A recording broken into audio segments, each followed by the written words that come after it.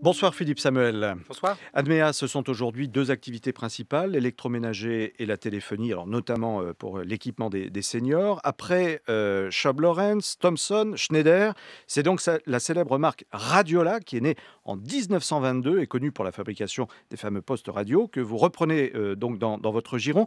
Vous promettez un retour de Radiola précisément dans les magasins en juin, c'est dans un mois. Est-ce que le pari va être tenu? Absolument. Alors, comment ça va se passer? Dans les magasins d'abord, peut-être sur Internet Oui, avant? on va aller sur internet parce que c'est plus rapide. Donc, il y aura une première opération significative qui aura lieu avec un gros site internet à partir de début juillet sur sur un réfrigérateur rétro. Alors, il n'y a pas que les radios, donc il y a réfrigérateur. On peut rappeler rapidement ce qu'est la marque Radiola qui est restée dans l'inconscient collectif finalement en France. Oui, en fait, Radiola, c'est une marque qui a été effectivement créée en 1922. Et pour la lancer au départ, puisque on était la high-tech de l'époque, c'était la TSF, la transmission sans fil. Il fallait donc un support publicitaire. Et le support publicitaire, ça a été en fait une radio qui a été créée, qui s'appelle Radiola. Et c'était la première transmission d'une radio privée de la Tour Eiffel. Et il y avait un speakerine qui s'appelait Radiolo. Hmm. Alors, qu'est-ce que vous reprenez concrètement chez Radiola pour transformer l'essai aujourd'hui? Vous capitalisez sur le nom, sur le logo, sur la marque, sur, je disais, bah, c'est ça, le côté un peu culturel des choses, sur la technologie. Qu'est-ce que vous reprenez chez Radiola? On reprend la marque. Et au travers de la marque, on reprend tout l'inconscient culturel, populaire de cette marque qui est très valorisé, puisqu'on a donc conduit une enquête au travers d'Ipsos et on s'est aperçu qu'il y avait 66% des Français qui connaissaient la marque Radiola. Quel public vous visez précisément aujourd'hui? L'objectif, bien entendu, ça va être de reconquérir les anciens clients d'Admea, donc les gens qui ont 50 ans et plus. Mais au-delà de ce premier public, dès qu'on aura effectivement réussi cette première étape, on va s'adresser de manière plus large à tout le public. Mais avec d'autres produits? Avec des produits rétro, avec des produits aussi high-tech. On ne s'interdit pas de faire de la télé 4K avec Radiola. D'accord, et donc ces produits-là arriveront en magasin dans combien de temps? Vous êtes, fixé Plutôt un calendrier septembre. ou pas? Au mois de septembre, d'accord.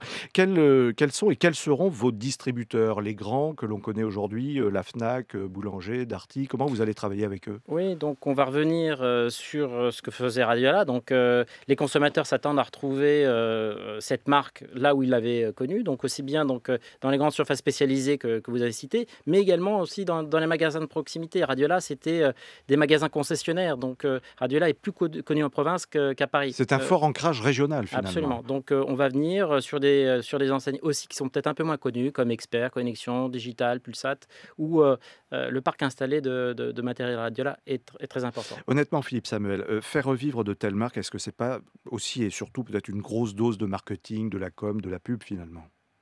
Ça va au-delà de ça. Ça répond effectivement donc à un besoin latent exprimé par les consommateurs. Donc, ils ont connu des périodes difficiles ces marques anciennes, ça fait partie des repères. Ils recherchent aujourd'hui de la fiabilité, ils recherchent un bon rapport qualité-prix, ils recherchent une proximité avec la marque.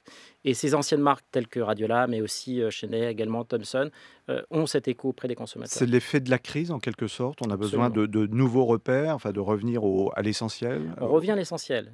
Bien entendu, il faut la technologie, mais ce n'est pas la technologie pour la technologie. Admea a été créé il y a 20 ans. À l'origine, vous étiez importateur. Aujourd'hui, vous êtes concepteur de produits, animateur de marque. Donc, vous travaillez sous licence, hein, c'est bien cela.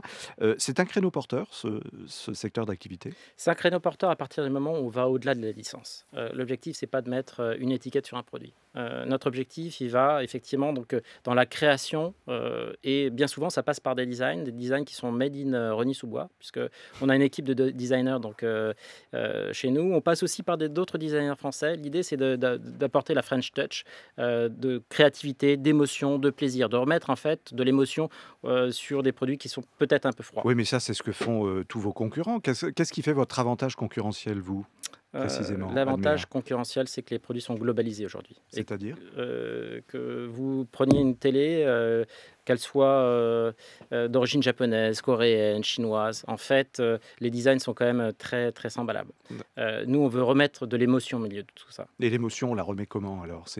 On la remet en fait sur deux axes. Un axe purement design, où on va retravailler les codes, les couleurs, les esthétiques. et également donc sur la partie audio qui est souvent en fait un peu abandonnée. Admea réalise aujourd'hui 100 millions d'euros de chiffre d'affaires en France et à l'international. L'international représente 25% de votre activité. C'est la preuve que la marque France, aussi ancestrale soit-elle d'ailleurs, fonctionne bien à l'étranger? Oui, j'étais très surpris que, on soit amené à vendre des produits, donc sous la marque Schoeb Lorentz, en Corée, et également donc on a vendu des produits Thomson en Corée, donc Oui, au c'est très étonnant parce que ouais, c'est vraiment la patrie de la high-tech, aujourd'hui. ouais. Pourquoi on arrive à vendre du français là-bas? Ouais, parce qu'il y a ce côté, glamour, de la créativité et du design français.